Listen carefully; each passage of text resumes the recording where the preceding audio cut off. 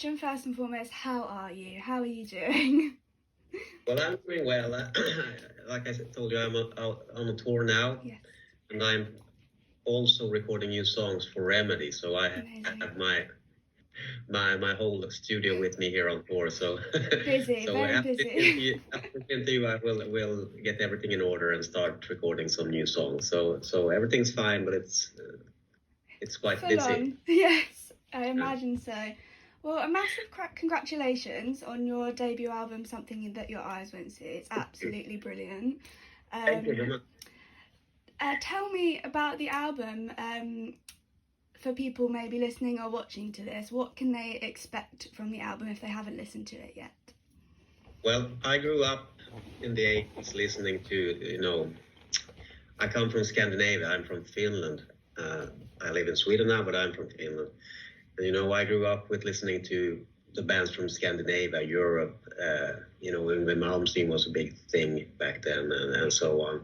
And also I loved American hard rock music like Bon Jovi, Survivor, Foreigner, Yeah.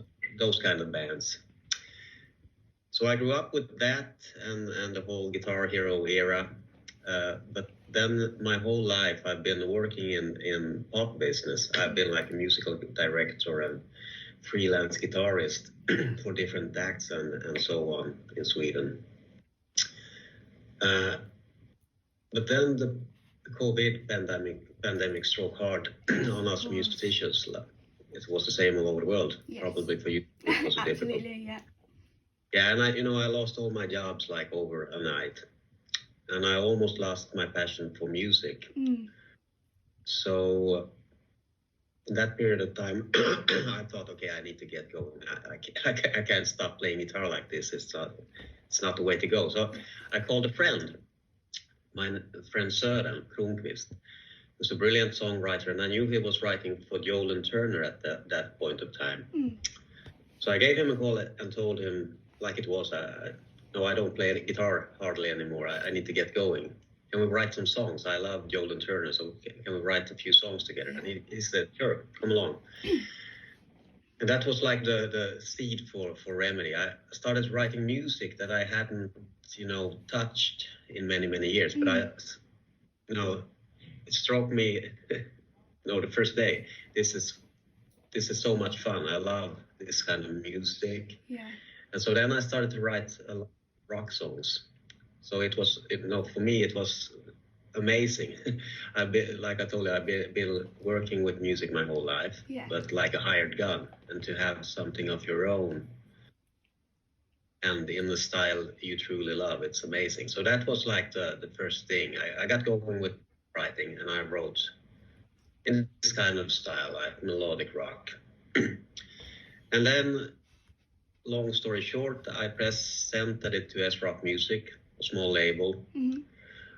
And I remember playing Living on the Edge demo for them, and they told me right away after a cup of coffee that we'll make a record. Oh, amazing. Yeah. So yeah, that was like the story. I got a lot of extra time, and I wrote a few songs, and I got a record deal, and here we are. That's brilliant, and it almost, from what you've said, it seemed like it kind of reignited your love for it, your passion for music, which is wonderful. Yeah, because for me as a musician, music has been about money my whole adult life, and that's not the right. Yes. It's not right. Why I started with music and guitar was something else. I heard something and it struck me in here. Absolutely. And now I'm back to that point. I don't make money, but I love it. Yes, I think it's the same with most of the arts. I don't think we do it for money. We do it because we love it. Yeah. It's true. It's not for fame and fortune. No. This is just me writing music in the style I love. Yeah.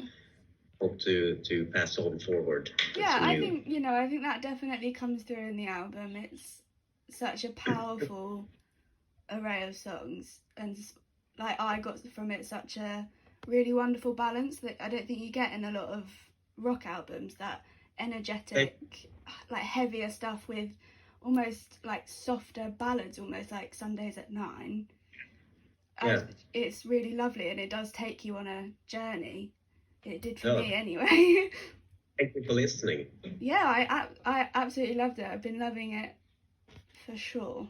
It's my kind of music, so I'm happy to listen to it over and over. Thank you. So you've mentioned that you're on tour, you're on the tour bus. How's that been? How is tour life treating you, as it were? Yeah, well, we had a tour with Remedy this summer. Yes, your first tour, is that correct? Yeah, we went together with Takida, huge here in Scandinavia, a rock band, and Stiftelsen, it's a Swedish rock band. So those are two of the biggest bands in Sweden. Yeah. But in a totally different style of rock. So it was perfect. You know, they were so kind and so helpful, and you know, we got to play all the big venues here in Sweden. So for us as a new band, tour life has been amazing. You know, we've been around. This is our first year. This was our first summer. I mean, the band was 6 months old, and we got to play at Dalhalla after Kiss. Oh my God, that's amazing. Yeah, it's like unbelievable. So it's been fantastic. It's been over my wildest dreams, and I you know, just for me to have some people come, you know, they a lot of people don't know about Remedy, but they come to the gig to see Takida and Stiftelsen and so on, and they listen to us and then buy ticket to the next gig. That's like mind blowing. And afterwards and say, we bought tickets and we drove from this city to this city just to see that. That's, you know, that's worth more than money. Yes, of course. Because I get so much energy from that. And that's why I've got going with writing new stuff now. Because, you know, I had a fantastic year, and I mean the response. Yes. Like having this talk with you, it's like good energy, and then I get inspiration, and then I can write more music. So it's been fantastic. Oh, amazing. I'm so glad it's going so well for you guys. Yeah, just going back to what you said, you've had such wonderful reception from your album, and such amazing things have been said about it. How does that make you feel, not just yourself, but as a band, as a collective? Does that, like you said, spur you on just to keep going? Of course. You know, it's amazing. You know, and for us as a band, and for me as a songwriter, it's fantastic. I can't believe what I'm reading sometimes. You know, it's just like me making music in a way I like to make music, and it's fantastic that people appreciate it, because I was just making, you know, music for myself. You know, it wasn't for any commercial outcome. So, okay, it sounds like this when I write and produce, and it turned out really well, I think. So I'm happy. I'm glad you're happy. Yeah, I think. Yeah, I feel the same. I'm a photographer. I'm a gig photographer, and it's same as you. I started doing it because I loved it, and getting reception back, knowing that other people like my photos as much as I do, it's quite affirming, isn't it? It does make you go, oh, I'll keep doing this then. Okay, what's the name of do you have an Instagram or something? I do. It's Swan_photo. Swan is with 2 N's. I'll put it in the chat. You can have a little look. But yeah, it is when get the feedback. Exactly, it does. It hits you right here, doesn't it? When people give you something back, it's really wonderful. So yeah, going back to your songwriting and the creative process. So you said at the beginning, you know, you grew up in the 80s with all of that. What amazing music. I would say maybe the best era of rock music, that really classic rock. Who, or, you know, individual musicians or bands are your main inspirations, and how do you kind of pick from those different parts of their music to maybe inspire your songwriting and your music? Yeah, well, I'll start with guitar. You know, guitarists. So I like guitarists that have some kind of blues connection, you know. I'm not that much into shred guitarists and so on, but okay. When I heard Mark Knopfler play Money for Nothing, I was like a little kid. Yeah. But for the intro there, I was, what is this sound? What is making this sound? I mean, whatever it is, I will learn it. And that was like the ignition for me playing guitar. But at that, this was long before internet and so on. So my parents realized, okay, that kid likes guitar. And started buying Gary Moore album for me. So I then got into Gary Moore, and I heard Out in the Fields and a little bit harder stuff. And I saved my money to buy Queen. I got money for candy every Saturday. But I saved it so I could buy Queen Greatest Hits. Oh, yeah. #2. And that was, at the point that Freddie died. So it was a lot of buzz going around about Queen. And then I got into Queen. And after that, I got into Metallica and a bit hard stuff. Megadeth, I remember I listened a lot to Pantera and so on. So it's been like a big mashup. But my heart is with, the more softer kind of rock music, like I told you, Survivor, Foreigner, so Europe, Bon Jovi, that melodic kind of music. Yeah. But this is like, life is moments, and every meeting you have with a person you like, every song you hear that you like, it's like everything comes with like a big mashup. Depending on what mode you're in or mindset you're in, if I write a song today, it will take this direction. If I write a song tomorrow, it will take that direction. So it's just, footsteps in time and the big mashup of everything you ever experienced and liked. So my heart belongs to that music, but a lot of stuff has happened along the road. So when I write music, it always comes out differently. Yeah, no, I love that. I think, footsteps in time, I think, is a good way of putting everything coming together differently. Every day is a different outcome. Yeah. It depends on, it's so amazing, it's like, but you probably have the same thing with your job. It's so much what you're feeling today and how your mood is. Who were you talking to yesterday? Did you get inspiration? And what did you listen to in the morning? Was your good? Everything. Absolutely. I think, especially with music, I think it's a big inspiration for a lot of people. And you do draw things, whether you're in an industry like the arts or music or anywhere else, it fills you up with something to keep going through your day, whether it's good or bad or happy or sad or whichever emotion it takes you on. Absolutely. So just having a look. So when it comes to your songwriting, what's your creative process there? Again, as you as a songwriter and also coming together as a band, how do you get from one little idea in the back of your brain to a fully fledged song ready to record? Well, it varies a lot. Sometimes, I get like a riff. I create a riff, like Scream in Silence. Yes. That song was based on the first riff. I remember writing it like instantly in the studio. I was together with my friend Sören and my friend Sven in Finland, so celebrating Christmas. So I remember I wrote the riff, and I also have a dog. So I needed, after a while, we were like making music and trying different direction. I told them, okay, guys, I need to go for a walk. I'm sorry. And I went for a walk.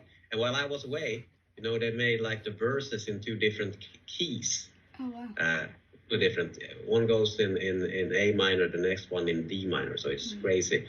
It's like, and I thought, okay, this will be quite difficult to make a top line, melody that works. But I managed to find a way somehow there. So that was one process, with me leaving, a song going and coming back. Yeah. And then getting back to it after they made their adjustments. So sometimes it's like that. Thunder in the Dark I wrote while I was on tour, and I was out with Georg Hanstein Egg from Dynasty, and we got really drunk, and afterwards I was on the tour bus and we had a lot of fun, and I was I got inspiration for that song, and then I remember I hummed the phrases and everything to my phone on the tour bus. I wrote the lyrics and so on, and afterwards when I came home I started listening to all my memos and put the song together and made a demo, and it turned out really, really well. So that's on the other way, I'm just humming my ideas. Yeah. Sometimes I'm writing a riff, and sometimes my friend Søren gives me like some chords, and he makes a demo without guitars, just with some harmonies. Yeah. I want to have it all was made that way. So I just got a demo with no guitar, just harmonies, and then I made the guitar riffs and the melody and the lyrics. So it's totally different, and that's what's so amazing about the process, because it's like waking up. You don't know what the next day will bring, and it's the same with the songs. Sometimes they come easy, sometimes it takes a while. Yeah, absolutely. I think that's great, and I think that you can kind of see that in the album, because they're not the same. No two songs sound the same, and so it tracks that your creative processes behind them probably weren't all the same at all. No, it's not. It's like different every time. Yeah. And I think that's really refreshing, listening to an album where it really is, you don't know what's coming next. It definitely feeds through into your music for sure. Great. So again, talking about your lovely album, so Living on the Edges, I would say a force of a song, is very powerful to open an album with. And I can imagine that's probably quite a hard decision if it's your decision to make which order the songs go in, and how do you open an album to make sure that people want to keep listening to it? How, if it was your decision as a band or just you, how did you come to that decision? You've got all of these songs in front of you, it's a 10-song album, and you have to go, something needs to open this. How did you decide on that? So I asked my friend Søren, I have no idea. You can, yes, we can always come back to it. Because I have no idea, I don't know what I'm doing, so I need help and guidance. So he made up, okay. I remember I made one, okay, this might be the set list for the album, and we should start with this song. And he listens to a lot of music, so I thought, okay, I'll listen to him. Yeah. So that's why. Advice from a friend, I love that. That's a great answer. I have no what I'm doing. It's like the title of the album also. Yeah. People ask me a lot of stuff about that. That's just something that came to mind. And it's something that Bryan Adams did, have a line from the lyrics, but not the title of the song. Yeah, I really like that, because you're looking for it. You're looking for that lyric in the whole album. So a lot of stuff is just not me knowing what to do. I think that's great. I'm under the impression that no one in the world knows what they're doing. We just make it up as we go along. And it seems to be working all right for most of us. For some of us, anyway. Making it up as we go along. I think that's great. So, out of those songs, what is your favourite song on the album? Yeah, well, actually, I would say Thunder in the Dark. Like I told you, I'm really happy with how that song turned out. And it's like, the way I wrote this was totally new for me. Like I told you, me just humming stuff together on my phone. Having I had so much time on that tour, so I got, the ideas in my head ready. The song was ready in here. But then I needed to get it out, and I think it turned out really well. And I also like, the Survivor kind of stuff, like I told you many times in this interview. It's like, it's a mashup of who I am. So I'm happy with that song. And also Living on the Edge, it's like to going. And that song came like instantly. You know, yeah. a lot of songs we make version 1, version 2, you know, mishmash, make like 10 different versions before I'm happy. Like that's like the first version. It's like, okay, the song was ready straight away. Oh, wow. So I also like that song. That must be incredibly satisfying to have one version and be like, no, that's it. We don't have to do anything else. Yeah, but it's also difficult to know if we don't have to do. No, it's difficult. No, not satisfying at all. You know, it's difficult to know. Do I need to adjust this song? So what I often do is like I make a song, and then you know it's like walking in the snow too long. You get snow blind. It's the same. You go snow blind. It's the same with songs. After a while, you don't know if is the chorus good? Is the melody okay? Is the key? Is it the right key? No, everything is like it's the right tempo. You get like. Yeah. Do they all start kind of blending into one? Because I know that when I'm editing, sometimes I'm just a bit like, oh, snowblind, like you say. Yeah. So what I do is I then take a break from the song. If I don't have a tight deadline, I will take a break. I will forget about it. Go for a walk with my dog, go on a tour or something. And after that, I will return to the song with new fresh ear. And often then, if it sounds okay, when I listen to it then, I'm on the right path. Sometimes it doesn't. Then I need to adjust or rewrite or whatever. Yeah.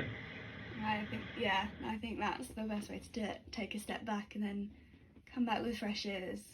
Yeah. So yeah. I don't remember the question anymore. That was alright. It was even I can't remember the question. Actually, it wasn't on my list. What favorite song? Oh, it was. Was it satisfying doing the song once and having it? But it obviously was not. Yeah. So you have 2 videos at this moment for the album. I Want to Have It All and Thunder in the Dark. They're great videos. Obviously, I'm a visual artist, so I'm always looking for music videos. Absolutely love them. Yeah. What was the process there? How did you work with outside creatives to create that, or? You know, I Want to Have It All. I wanted to make an impact. You know, that was our first time coming to the rock scene with rap. So I then called a good friend of mine, Mattias Håkansson, who's a regisseur. I don't know what it is, a producer. You know, he makes movies. Yeah, producer. That sounds about right. Yeah. So I called him and I told him about the band, my vision, and so on. And to my great delight, he said yes to directing our video. And it turned out really well. He has the same passion for videos and TV and movies and so on as I do for music. So it was fantastic working with him.